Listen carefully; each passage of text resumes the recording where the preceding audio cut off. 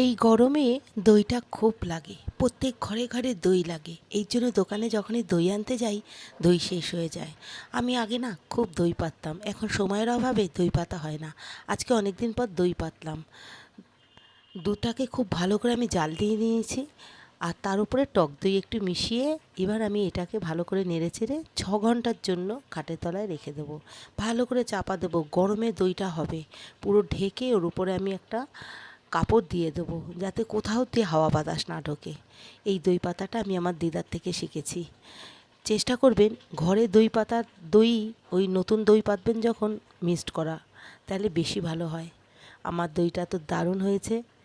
আপনারাও ঘরে দই পেতে খান, অনেকটা থাকে। দোকানে তো অল্প একটু প্যাকেটে হয় না সবার, কিন্তু ঘরের দইয়ের লাভও হয় আর অনেকটা দই পাওয়া যায়, আর খেতেও ভালো হয়। টাটা।